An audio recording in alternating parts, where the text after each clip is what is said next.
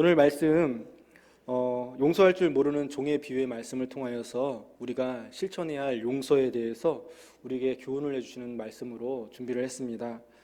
제자들이 예수님을 따라다니면서 느낀 점이 있었습니다.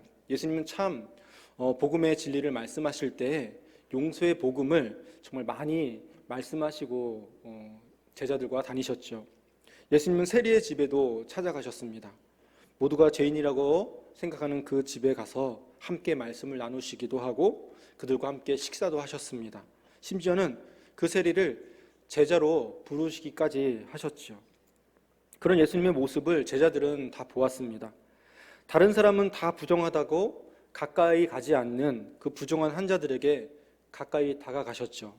그리고 그들을 고쳐주시기도 하시고 또 죄인들과 창녀들, 다른 사람들은 모두 거들떠보지도 않는 그런 사람들과 만나시고 또한 같이 다니시면서 그들의 친구가 되어주시더라는 것이죠. 제자들의 눈에 비친 예수님은 정말로 그 누구보다도 사랑이 많고 자비가 많으신 우리 예수님이셨습니다. 그 마음이 넓은 분이 바로 예수님이셨죠. 그래서 베드로가 오늘 묻는 것입니다. 21절 말씀, 그때 베드로가 나와 이르되 주여 형제가 내게 죄를 범하면 몇 번이나 용서하여 주리이까? 7번까지 하오리이까?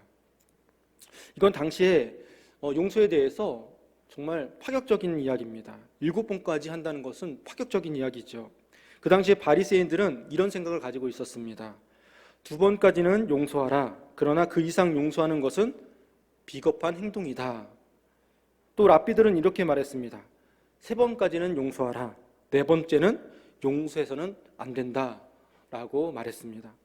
여러분, 누가 여러분에게 3번이나 똑같은 죄를 반복해서 저질렀다면 그 사람을 용서할 수 있겠습니까? 참 어려운 일이죠. 한 번 잘못도 용서하기가 힘든데 3번씩이나 용서한다는 것은 정말 힘든 일입니다. 근데 베드로가 여기서 7번까지 용서할까요? 라고 말한 것을 보면 지금 베드로는 굉장히 넓은 마음으로 오늘 말씀 가운데 주님께 질문을 하고 있는 것입니다. 아마도 베드로가 많이 변화된 것 같죠. 예수님을 따라다니면서 예수님과 함께 다니면서 예수님을 바라보면서 굉장히 성숙해지고 또 마음에 많은 변화가 일어난 것 같습니다.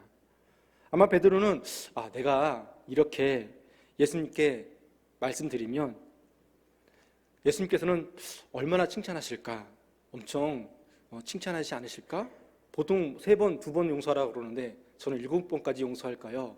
말하는 거 들으시면 얼마나 칭찬해 주실까? 그렇게 생각하지 않았을까? 생각해 보는 것이죠. 그런데 오늘 예수님께서 뭐라고 말씀하십니까? 오늘 본문 22절에 예수께서 이르시되 내게 이르노니 7번뿐만 아니라 7번을 70번까지라도 할지니라. 예수님께서는 7번뿐 아니라 7번씩 70번이라도 하라고 말씀을 하고 계시죠. 물론 이건 490번까지 하라는 그런 말이 아니죠. 분명히 끝까지 용서하라는 것입니다. 용서는 무제한이다라는 것을 말씀하시고 계신 것이죠. 여러분, 이게 가능한 것일까요, 여러분? 여러분, 혹시 여러분 가운데 자녀가 나에게 몇 번이나 잘못했나 계산하고 계신 분 계십니까? 자녀가 잘못할 때마다 수첩에다 적으면서 너 이거 몇 번째야? 이렇게 기록하시는 분이 계십니까? 그런 분은 없을 것입니다. 왜입니까? 부모와 자식과의 그 관계는 용서하기로 작정된 관계이기 때문이에요. 하나님의 용서는 그렇다는 것입니다. 여러분, 사실 우리 사람이 죄를 짓는 것을 보면 거의 동일한 죄를 반복해서 짓는 경우가 많이 있습니다. 사람마다 죄에 취약한 부분이 있기 때문에 그 죄를 계속 반복하고 살아가는 것이죠. 그것이 우리 인간들인데 우리가 그렇게 똑같은 죄를 짓고 또 짓고 계속 반복하고 있는데도 하나님께서는 우리를 용서하실까요? 안 용서하실까요? 감사하게도 용서하시죠. 하나님의 용서는 무제한이기 때문입니다. 왜냐하면 예수 그리스도의 십자가의 그 보혈의 능력이 우리가 죄는 그 어떤 죄보다도 그 능력이 더 크기 때문입니다. 하나님은 어떤 죄를 짓는다 하더라도 십자가 안에서 우리를 다 용서해 주신다는 사실입니다. 오늘 예수님께서는 그런 용서의 무한성에 대해서 비유를 통해서 우리에게 말씀해 주십니다. 그 이야기가 무엇입니까? 빚진 자의 이야기를 말씀해 주시죠. 두 빚진 자가 있다는 것이죠. 한 사람은 10,000달란트 빚을 졌고 또 한 사람은 100데나리온의 빚을 졌다고 말씀하고 있습니다. 자, 이 10,000달란트라고 하는 것은 얼마나 큰 액수가 될까요? 우리 성도님들, 많은 목사님들이 설교하셔서 많이 알고 있을 것입니다. 우리에는 이것이 문득 생각하면 상상이 되지 않지만 굉장히 큰 금액이라는 걸 알고 계실 거예요. 보통 1달란트는 노동자 6,000명의 품값입니다. 하루치 품값. 찾아보니까 우리나라 작년 기사 보니까요, 2023년도 하반기 적용 건설업 임금 실태 조사를 제가 찾아보니까 건설 근로자 하루 평균 일당이 26만 5,516원이었다고 하더라고요. 뒤에 것 빼고 26만 원으로 잡아보아도 1달란트는 15억 6천만 원입니다. 그냥 다른 분 보통 하루에 일용직 품값을 10만 원으로 잡더라도 하루 10만 원 잡으면 어떻게 됩니까? 6억 원입니다. 6억도 엄청 큰 금액이죠. 그 당시에 유대 나라가 로마의 식민지였는데 로마에 바친 1년치 세금, 총 세금이 800달란트였다고 합니다. 그러니까 유대 나라가 로마 정부에 바치는 세금을 10년 동안 바치는 총액을 합해도 10,000달란트가 되지 않는다는 거예요. 이 10,000달란트, 이것을 오늘 우리나라 원으로 단순히 환산을 해보면 그냥 단순히 임금이 하루 노동자 품값이 10만 원이다 생각했을 때 한 달란트는 6억 원입니다. 그렇다면 한 달란트 6억에다가 만을 더하면 6조 원이 되는 거죠. 이건 어마어마한 숫자죠. 천문학적인 숫자입니다. 이런 빚을 진다고 한다는 것 참 과장스러운 이야기 아니겠습니까? 아무튼 이런 어마어마한 빚을 졌다는 거예요. 그런데 당시의 빚을 갚지 못하면 어떻게 합니까? 그 당시에 자기 몸을 노예로 팔아야 합니다. 평생 그 사람은 노예로 살아야 하는 것입니다. 그런데 이 10,000달란트는 너무나 큰 돈이니까 자기 한 몸으로도 어찌할 수가 없죠. 그래서 처자식까지 다 팔라고 명하는 것입니다. 다 팔아도 사실은 어림없는 액수입니다. 그래서 이 종이 그 주인의 앞에서 엎드려서 울며 애원을 하죠. 마태복음 18장 26절 27절 말씀 제가 읽겠습니다. 그 종이 엎드려 절하며 이르되 내게 참으소서 다 갚으리이다 하거늘 그 종의 주인이 불쌍히 여겨 놓아 보내며 그 빚을 탕감하여 주었더니. 참아달라고 그 모습을 보고 임금이 불쌍히 여깁니다. 그리고 마음이 측은해져서 그 빚을 다 탕감해 주었어요. 아마 이 종 내 빚이 다 탕감되었노라 이 말을 들었을 때 아마 임금 앞에서 엎드려서 울면서 정말 감사합니다. 정말 감사합니다. 얼마나 울면서 수없이 반복하면서 감사하다는 것을 표현했을지 여러분 상상이 되십니까? 그 일생의 가장 감격스러운 순간이 아니었을까 생각해 봅니다. 그런데 문제는 그 다음에 일어나지 않습니까? 이 사람이 임금님께 감사합니다 하고서 돌아가는데 자기에게 100데나리온 빚을 진 사람을 만난다는 것이죠. 그렇게 큰 빚을 진 사람이 또 구워지기도 했어요. 이것도 참 신기합니다. 아무튼 100데나리온은 얼마나 되는 것입니까? 한 데나리온은 노동자 하루의 품값입니다. 그러니까 노동자가 100일 일한 임금이고 약 3개월 동안 하나도 쓰지 않고 받은 금액입니다. 그런데 10,000달란트와 비교해 보면 그것은 어떻습니까? 비교도 되지 않을 만큼 작은 액수이죠. 그 사람은 당장은 갚을 수 없으니까 조금만 참아달라고 애원합니다. 호소합니다. 그럴 이 10,000달란트 탕감받은 사람이 100데나리온 빚진 사람에게 어떻게 했습니까? 어떤 태도로 대했습니까? 오늘 성경 28절에 이렇게 나옵니다. 그 종이 나가서 자기에게 100데나리온 빚진 동료 한 사람을 만나 붙들어 목을 잡고 이르되 빚을 갚으라 하매. 목을 잡고 빚을 갚으라 했습니다. 여러분, 성경을 보면 굉장히 축약되어 있고 또 아주 표현이 점잖게 표현되어 있지만 우리 성경이 그렇게 표현되어 있지만 원문 그 원어의 뜻을 그대로 적용하면 목을 비틀어 잡았다는 것입니다.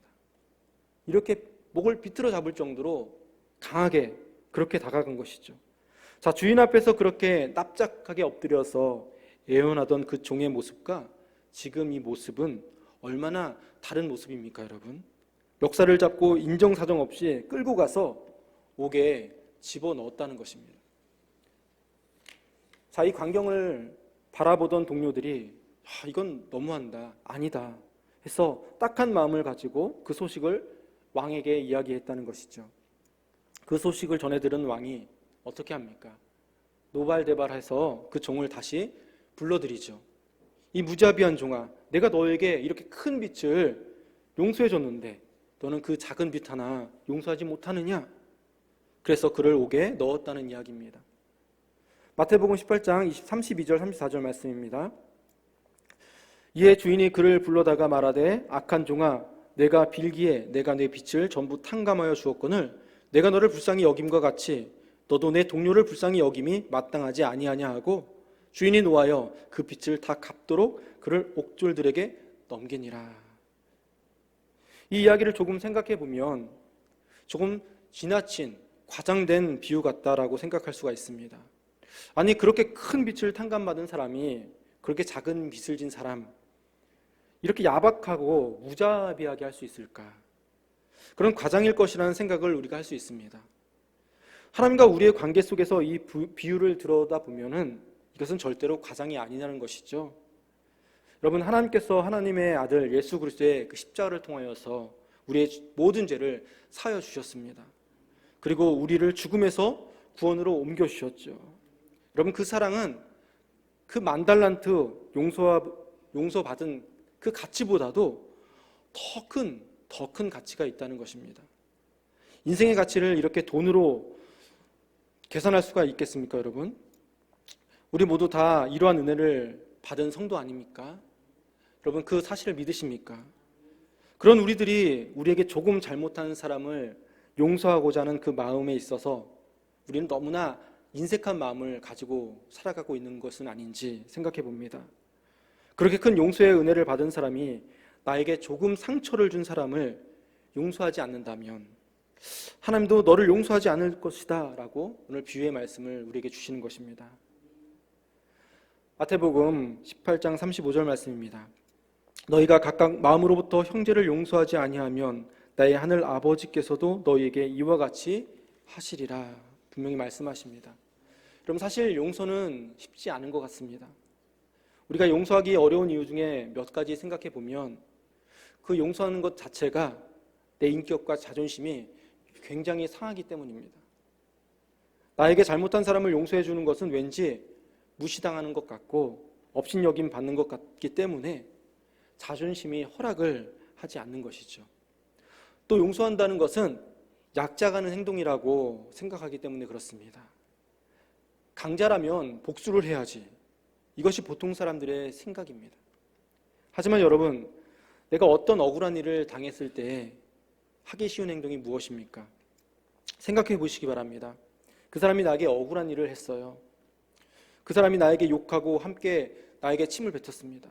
그럴 때 여러분, 내가 똑같이 욕하고 똑같이 침 뱉는 것이 쉬운 일입니까? 아니면 그런 사람을 참고 용서해 주는 것이 쉬운 일일까요?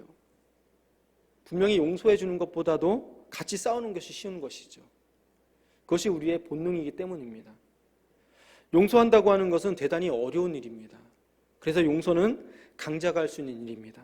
우리가 용서하기 어려운 가장 큰 이유는 나는 더 큰 용서와 은혜를 받은 사람이라고 하는 그 사실을 우리는 망각하고 살고 있기 때문에 그렇죠.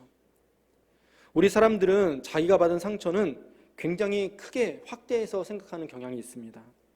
다른 사람이 병원에 입원한 것, 그것보다도 나의 얼굴에, 본인 얼굴에 난 종기가 크게 보이는 것, 그것이 우리 인간의 마음입니다.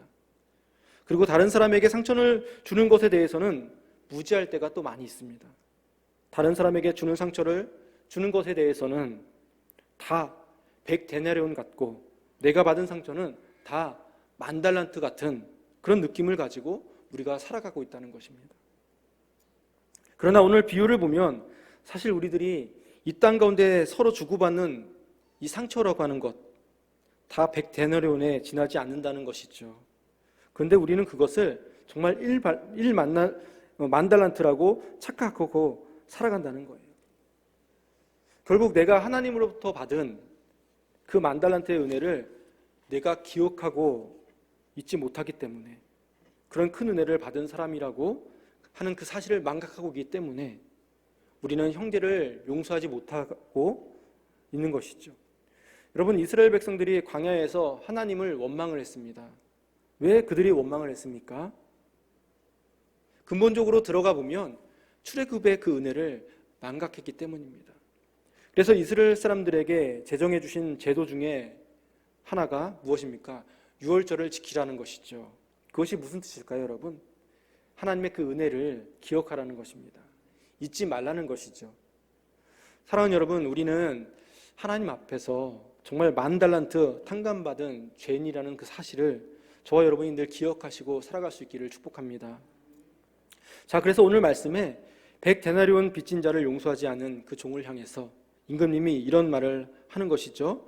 33절 말씀입니다. 내가 너를 불쌍히 여김과 같이 너도 내 동료를 불쌍히 여김이 마땅하지 아니하냐 하고, 여기서 용서의 당위성을 말씀해 주십니다. 용서는 마땅한 것이라는 것이죠. 그러니까 용서는 요망사항이나 희망사항이 아니라는 것입니다. 성도라면 마땅히 감당해야 할 도리이고 의무라고 말씀을 해주는 것입니다. 왜냐하면 내가 먼저 용서받았기 때문에, 용서받았으니 용서하는 것이 마땅하다. 이것이 오늘의 말씀의 주제입니다. 성경에서 다른 구절을 찾아보면 에베소서 4장 32절 말씀에서 이렇게 말씀하고 있습니다. 에베소서 4장 32절 제가 읽겠습니다. 서로 친절하게 하며 불쌍히 여기며 서로 용서하기를 하나님이 그리스도 안에서 너희를 용서하심과 같이 하라. 같은 말씀이지 않습니까? 또 골로새서 3장 13절 말씀에도 이렇게 말씀합니다. 골로새서 3장 13절도 제가 읽겠습니다. 누가 누구에게 불만이 있거든 서로 용납하여 피차 용서하되 주께서 너희를 용서하신 것 같이 너희도 그리하고. 자, 이 말씀을 보면 공통점이 나타나지 않습니까? 상대방이 나에게 어떻게 했느냐, 그것은 상관이 없다는 것입니다. 이 사람이 용서받을 자격이 있는 사람인가, 그것도 상관이 없다는 것입니다. 용서의 문제는 나와 그 사람과의 문제이기 그 이전에 나와 하나님과의 문제라는 것을 주님께서 교훈해 주시는 것이죠. 하나님과 나와의 그 수직적 관계가 용서의 근거가 되어야 한다라고 말씀하고 계신 것입니다. 그래서 우리 기독교 윤리는 수직적인 관계에 근거를 하고 있습니다. 그래서 기독교 윤리는 절대적인 윤리이지 상대적인 윤리가 절대 아닙니다. 상대방이 나에게 악하게 나오면 나도 악하게 나가고, 상대방이 나에게 선하게 하면 나도 선하게 대하는 것, 이것은 상대적 윤리인 것이죠. 상대방이 전적으로 나의 윤리를 결정하는 것입니다. 이것은 상대방의 종속된 삶을 살아가는 것입니다. 만약 그렇다면 내 물건을 도둑 맞았다면 나도 남의 물건을 도둑질해도 되는 것인가 하는 것이죠. 그런데 절대 아니죠. 기독교가 말하는 윤리는 절대적인 윤리입니다. 용서도 그와 같은 것입니다, 여러분. 용서도 저 사람이 용서받을 만한 사람인가 하고 저울질하면서 하는 것이 아니라는 것이죠. 용서해야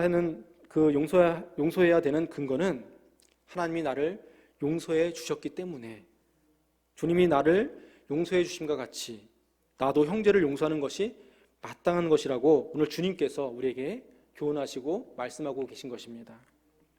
우리 인간이 어떻게 이 세상에서 선하게 살아갈 수 있겠습니까, 여러분? 우리가 죄를 짓지 않고 살아간다면 가장 좋을 것입니다. 그럼 고통도 아픔도 사라지게 될 것이죠. 그러나 우리는 안타깝게도 늘 죄 때문에 고민하는 연약한 자들입니다. 우리 인간 자체가 죄의 덩어리라고 말할 수 있는 것입니다. 우리는 죄인으로 태어나서 죄인으로 살아가다가 결국 죄인으로 죽습니다. 그것을 아시는 하나님께서 우리에게 구원받을 수 있는, 죄의 사함 받을 수 있는 그 방법을 우리에게 가르쳐 주시지 않으셨습니까? 그것을 우리는 회개라고 부릅니다. 여러분, 행위로는 절대로 죄 사함을 받을 수가 없죠. 내가 이렇게 큰 나쁜 일을 저질렀으니까 이제부터는 내가 선한 일을 하면서 살면서 내 죄들을 갚아 나가야지. 그래서 고아원도 짓고 여기저기 구제하면서 선한 일을, 좋은 일들을 하면서 살아갈 수 있습니다. 그러나 그것과 죄와는 아무런 상관이 없습니다. 그 사람이 한 일은 좋은 일임에도 불구하고 그 죄는 죄대로 남아있다는 사실을 우리는 기억해야 합니다. 행위로는 절대로 죄의 사함을 받을 수 없습니다. 구원받을 수 없습니다. 오직 나의 죄를 회개하고 십자가를 붙드는 방법만이 죄의 사함의 유일한 길인 것이죠. 우리가 어떤 죄를 지었다 할지라도 우리가 회개하면 하나님은 우리의 죄를 분명히 다 용서해 주심을 여러분 믿으시기 바랍니다. 요한일서 1장 9절 말씀입니다. 만일 우리가 죄를 자백하면 그는 미쁘시고 의로우사 우리 죄를 사하시며 우리를 모든 불의에서 깨끗하게 하실 것이요. 하나님은 절대로 회개하는 죄인을 버리지 않으십니다, 여러분. 근데 여기에 한 가지 조건이 붙는다는 것이죠. 오늘 본문 말씀 마태복음 18장 35절 말씀 제가 다시 읽겠습니다. 너희가 각각 마음으로부터 형제를 용서하지 아니하면 나의 하늘 아버지께서도 너희에게 이와 같이 하시리라. 우리 기독교 순교 역사를 보면 이 순교하는 사람들이 예수 그리스도의 십자가상의 그 기도를 많이 한 것을 보게 됩니다. 아버지여 저들의 죄를 사하여 주옵소서. 이 기도를 참 많이 드렸습니다. 야고보 사도도 그 기도를 드렸고요. 스데반도 자기를 향하여서 돌을 던지면서 달려드는 무리를 향하여서 똑같이 용서를 빌고 순교했습니다. 여러분, 자기를 죽이려고 하는 사람을 위해서 용서를 그렇게 빌었다면 더 이상 이야기할 필요가 없지 않습니까? 용서 못할 대상이 어디 있겠습니까, 여러분? 여러분, 분명 성경에서는 용서는 마땅히 해야 되는 것이라고 우리에게 알려주고 있습니다. 사실 하나님께서 이렇게 강력하게 용서하라고 말씀하시는 것은 그 용서가 우리를 위한 것이기 때문입니다.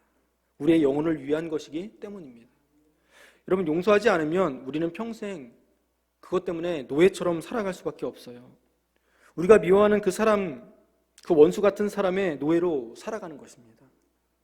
어디 좋은 데 놀러 가서도 좋은 사람 만나고 있고 좋은 식사를 하면서도 문득 그 미워하는 원수 같은 사람이 떠오르게 되면 그 좋았던 기분도 사라져버리고 입맛 떨어지고 잠도 잘 오지 않죠. 그래서 그것을 계속 풀지 않으면 어떻게 보면 화병에 걸리게 되는 거예요. 여러분, 용서할 때 내 영혼에 평안과 자유를 누리게 됨을 믿으시기 바랍니다. 여러분, 이 세상에 용서가 없다고 생각해 보시기 바랍니다. 다른 나라에 침략을 당했던 나라가 자기 나라를 침략한 그 나라를 영원한 원수로 생각한다면 이 세상에 어떤 나라가, 어떤 민족이 원수 아닌 그런 나라와 민족이 있겠습니까? 치고받는 보복에 끊임없는 싸움의 역사가 반복되는 그 한시도 편할 날이 없는 그런 세상이 될 수밖에 없지 않겠습니까? 그래서 주님께서는 우리에게 참으로 부자연스럽지만 그러나 회복될 수 있는 유일한 길은 용서라고 우리에게 가르쳐주고 계신 것이죠. 주님께서는 오늘 우리에게 용서의 가나안 땅으로 가라고 명령하고 있습니다. 이 미움의 애굽에서 용서의 가나안 땅으로 들어가기까지 홍해를 건너야 하고 거친 광야를 거쳐야 하고 요단강을 건너야 합니다. 용서는 이렇게 어려운 일이라는 것이죠. 여러분, 용서가 얼마나 어려운 일입니까? 저도 지금도 저는 용서를 했다고 분명히 생각하고 잊고 살아가는 게 있어요. 그런데 자꾸 가끔가다 그 선배가 나타나요. 그리고 실제 같아요. 깨면 기분이 참 안 좋아요. 분명히 나는 용서했다고 생각해요. 그리고 그 선배는 제가 아버지 교회 모교회 선배인데 어쩌다 가끔 가면 보잖아요. 저는 용서했다고 생각하는데 옛날 같지 않아요. 그게 우리의 마음인 거죠. 그래서 저는 하나님께 용서하는 마음도 내 의지로 하는 것이 아니라 하나님께서 은혜를 주셔야 참 용서가 가능하다 저는 생각합니다. 한 번은 제가 사실 목사가 된 이후부터 누구 미워하고 무슨 원수 같은 사람이 어디 있겠습니까? 다 은혜로 살아가고 다 품고 이렇게 살아가고 있는데, 이 목회하기 전에 아직 혈기왕성할 때, 젊을 때 이 청년 활동을 하면서 좀 미워했던 사람이 있어요. 뭐냐면 아무튼 뭔가 계속 딴지를 거는 사람이 있잖아요. 그래서 뭐 다른 친구들도 다른 청년들 다 싫어하고, 그래서 어느 순간 굉장히 미운 마음이 생겨나는 거죠. 뭐 특별하게 한 것도 없는데. 그런데 참 그것도 놀라운 은혜인데, 어느 예배 시간인데 어떻게 우연찮게 같이 앉게 됐어요. 그리고 말씀이 이 비슷한 주님의 사랑, 우리 용서하신 그 사랑, 그런 말씀이었는데, 문득 우리 다른 친구들은 그 친구를 어떻게 생각하냐면, 그 친구 자매였는데 다른 자매가, 부회장하는 자매가 있었는데, 오빠 난 쟤 절대로 용서 못해, 막 이 정도로 할 정도로 미워하고 막 그런 친구였어요. 문득 하나님께서 마음을 주시는데 살짝 툭 쳤어요, 제가. 그리고 미안해, 제가 했어요. 그 친구도 웃으면서 나도 미안해 오빠. 그리고 그 어색했던 그런 거 있잖아요, 싹 없어지더라고요. 그거는 정말 하나님께서 주신 은혜고 정말 간증인 같은 감격인데, 여러분 그거 굉장히 놀라운 은혜입니다. 왜냐하면 지금도 그렇지만 그 친구에 대한 그런 감정이 하나도 없어요. 그러면서 제가 깨달은 건 무엇이냐면, 용서도 내가 용서해야지 해서 되는 게 아니라는 거예요. 하나님께서 그것도 주셔야지 용서할 수 있는 것이죠. 여러분, 그래서 용서도 하나님께 구하시기 바랍니다. 내가 정말 미워하는 원수 같은 사람이 있다면, 상처 준 사람이 있다면 하나님께서 명령하셨으니, 주님께서 원하시는 것이니 내가 용서하기 원합니다. 그 마음도 갖게 하여 주시옵소서. 간절히 기도할 수 있는 저와 여러분 되길 간절히 바랍니다. 용서가 얼마나 어려웁니까, 여러분? 예수님의 십자가를 바라보면 알 수 있지 않습니까? 예수님께서는 우리를 용서하기 위해서 십자가를 지시기까지 죽으셨습니다. 살아있는 한 용서가 이루어지지 않기 때문에, 살아있는 한 그것이 이루어질 수 없기 때문에 예수님은 자기를 죽이시면서까지 우리에게 그 용서를 베풀어 주지 않으셨습니까? 용서는 그렇게 나를 죽이는 아픔이 있는 것이죠. 여러분 가운데 정말 결정적 피해를 입힌 어떤 분이 계시다면 그런 분을 용서해 본 경험이 있으십니까? 그건 너무나 놀라운 경험인데요. 그 용서하는 과정 속에서 정말 여러분 자신을 죽이는 정말 뼈아픈 경험을 하셨을 것입니다. 사실 우리가 얼마나 하나님께 잘못한 죄를 많이 지으면서 살아가고 있습니까? 전도하지 못한 죄, 말씀대로 살지 못한 죄, 기도하지 못한 죄, 봉사하지 못한 죄, 주의를 소홀히 한 죄들, 교만한 죄, 부정한 죄, 부정직한 죄, 그 외에 얼마나 우리가 정말 살펴보면 하나님 앞에서 죄된 모습이 얼마나 많이 있습니까? 하나님은 우리에게 그러나 그 용서하심으로 은혜를 주셨다는 것이죠. 우리는 하나님 앞에 분명히 죄인이 될 수 있고, 또 사람들 앞에서도 우리는 얼마나 또 많은 죄를 짓고 있습니까? 우리는 사실, 저도 큰아들인데 부모님께 불효한 죄가 있지 않습니까? 자녀에게 바른 부모가 되지 못하는 모습 있지 않습니까? 아내를 힘들게 한 죄, 남편을 아프게 한 죄, 친구를 비방한 죄, 중상모략한 죄, 거짓말한 죄, 마음으로 짓는 죄, 몸으로 짓는 죄, 입으로 짓는 죄, 이렇게 수많은 죄를 우리는 또 사람들 관계 속에서 지으면서 살아갑니다.